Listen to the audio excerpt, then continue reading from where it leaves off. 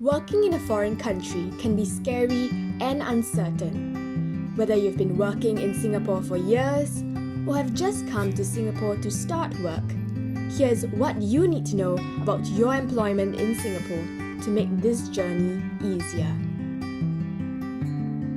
Let's talk about your rights to healthcare in Singapore. You may wonder, what happens if you get injured while working? Also, what happens if you fall sick and are unable to work? Let's cover these scenarios one by one. When we talk about work injury, we're talking about accidents that arise out of and in the course of employment. These include being injured at your workplace, being injured while on an overseas assignment, getting an occupational disease, which is a disease caused by work conditions, or sickness from exposure to biological or chemical agents at work. Let's take a look at a few scenarios. Some scenarios that are counted as valid work injuries are: if you suffer from a medical condition due to work, such as a heart attack or a stroke, or if you meet with a traffic accident while taking company transport, or if you injure yourself in a work-related fight where you were a victim and did not participate in the fight, or were injured in self-defense, or instructed to break up the fight, protect property, or maintain law and order. Some scenarios that are not considered valid work injuries are: if you get into an accident while in your own car, your friend's car, or public transport between home and workplace, or if you injure yourself while under the influence of alcohol or a drug which was not prescribed by a doctor, or if you purposely injure yourself or worsen an existing injury. These are just a few examples of several scenarios for you to consider. If you sustain such a work injury, you will be entitled to monetary compensation under WICA or the Work Injury Compensation Act. Report the injury to the Commissioner or submit an incident report online using the WSH Incident Reporting's e-service as soon as possible. Additionally, you will need a letter of guarantee from your employer for medical treatment. If you are denied medical treatment, please contact MOM immediately. Furthermore, you can ask to change doctors if you believe the incapacity assessment is not being fairly done or you are not given enough medical leave. Under WICA, you will be able to claim 3 types of benefits. 1. Medical leave wages. 2. Medical expenses. And 3. Lump sum compensation for injuries that result in permanent incapacity or death. If the maximum compensation of $45,000 is insufficient to cover severe injury, and you believe your employer is at fault for your injury, you may invoke common law. Here, you will be able to file a lawsuit against your employer for the accident. As an employee, you will have to prove that the employer bore responsibility for this accident. However, if you cannot prove that your employer is responsible, you may lose the case entirely and may even bear the employer's legal costs. Besides sustaining injuries, what happens if you're feeling unwell during your employment? There are 2 types of sick leave you may qualify for, namely outpatient sick leave and hospitalization leave. Outpatient sick leave refers to receiving treatment without staying at a hospital overnight. Hospitalization leave refers to any treatment that requires you to stay in the hospital overnight.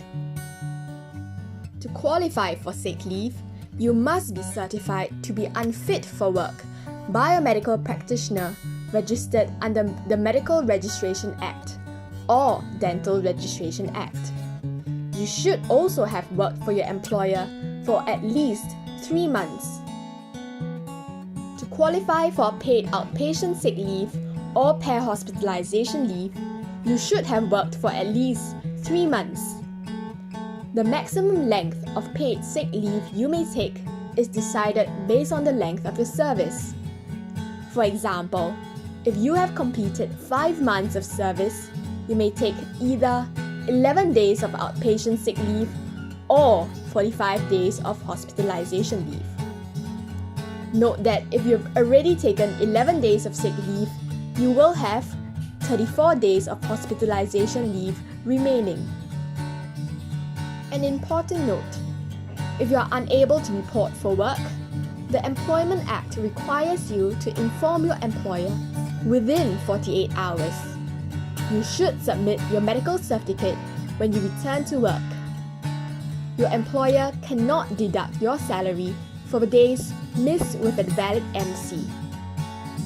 If you do not make any attempts to inform your employer, you may not be entitled to sick leave.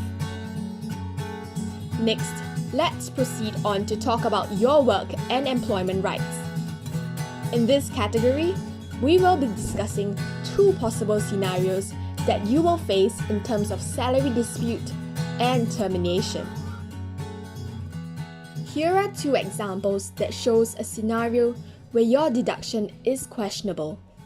If you look carefully at the picture shown above, there is a deduction in salary and cited others as a reason.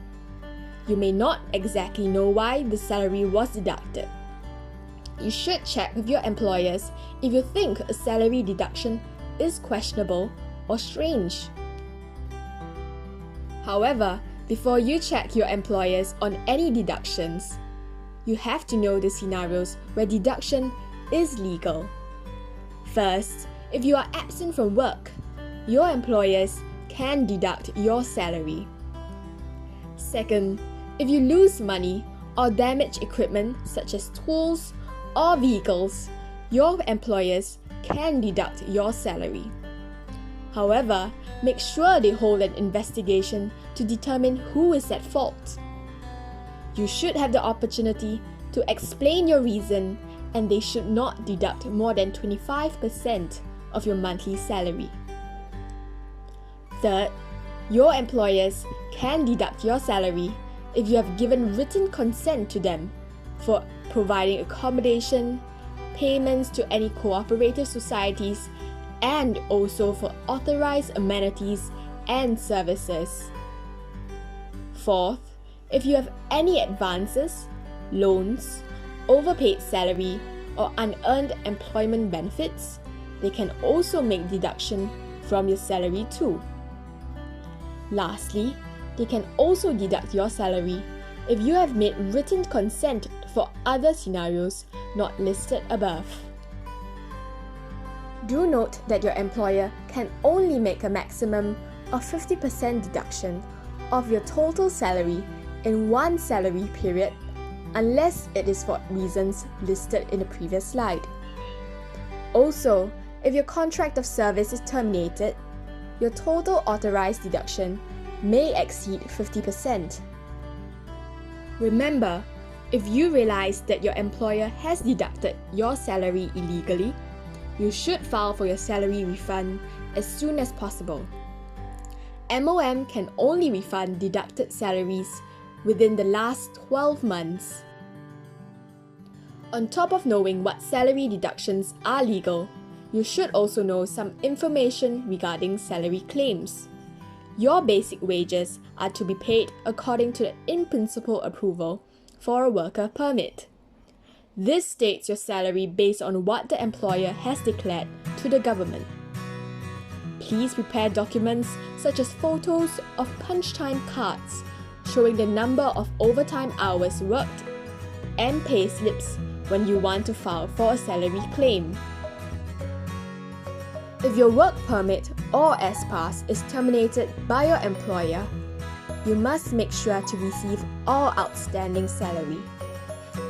Second, you should have a valid passport. Third, do make sure that your employer pays for your direct air ticket.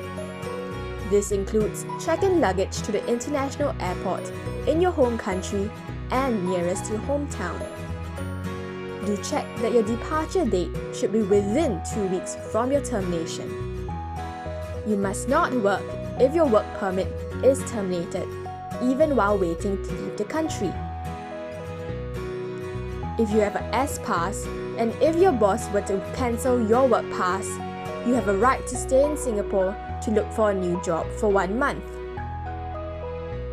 With that, we hope that you are better informed of your rights as a worker and understand the rules and regulations in the workplace. Thank you for watching, and we hope that you stay safe and stay informed.